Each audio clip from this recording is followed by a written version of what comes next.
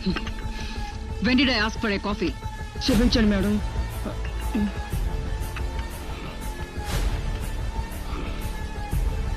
రాఖీకి కుతూహలం ఎక్కువైంది. ముంబై పోర్ట్లో ఉండాల్సిన మార్క్ ట్రక్స్ అదే పోలీస్ ప్రొటెక్షన్ తో బెంగళూరులో ఎందుకున్నాయి అని తనకే తెలియని రహస్యం ఏమై ఉంటుంది.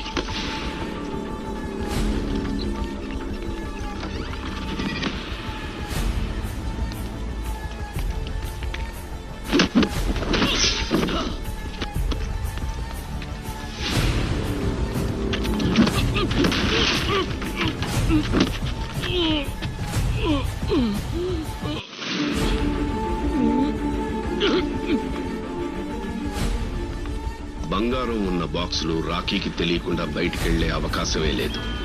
సీల్ ఓపెన్ చేసే రాఖీ సీలు వేసే చేతుల గురించి ఆలోచించలేదు. ఆ బాక్సులు ఈ గొడవల్లో చూసిన రాఖీ కన్ఫర్మ్ చేసుకున్నది ఒకటే, బంగారం ఆఫ్రికా నుండి రావడం లేదు అని. ఈ రహస్యం ఏమిటని వాడి బుర్రలో ఒక ప్రశ్నగా మిగిలింది. దీని వెనకాలేదో ఒక పెద్ద కథ ఉందని, ఎవరిదో హస్తం ఉందని. జరిగిన ఎన్నికల్లో డివైఎస్ఎస్ పార్టీ గోవా, మహారాష్ట్ర అలాగే కర్ణాటకలో అత్యధిక ఆధిక్యతతో 5వ సారి కూడా గెలుపొందింది.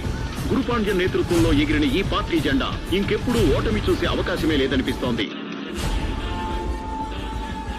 ఎలక్షన్ రిజల్ట్ వచ్చింది, టైం తక్కువ ఉంది.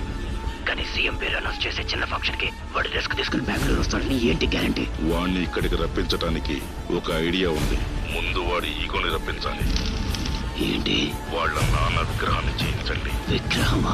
దాన్ని పార్టీ ఆఫీస్ ముందు ఆవిష్కరిస్తున్నామని అనౌన్స్మెంట్ చేయించండి. వాడు తప్పకుండా వస్తాడు. ఆ బంగ్లాలో ఉన్నంత వరకు వాడిని ఎవ్వరూ తాకలేరు. అలా అని వాడు బయటకు వచ్చినా వాడికి సైన్యం లేదని కాదు.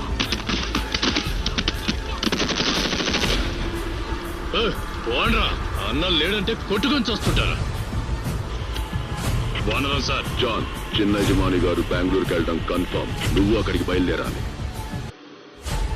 మర్చిపోవద్దు, మనకిదే చివరి అవకాశం. నీ బొంబాయి షూటర్ రెడీగా ఉన్నాడా? నన్నే ఆపుతారా? మిల్కీ, మిల్కీ ఎక్కడ్రా?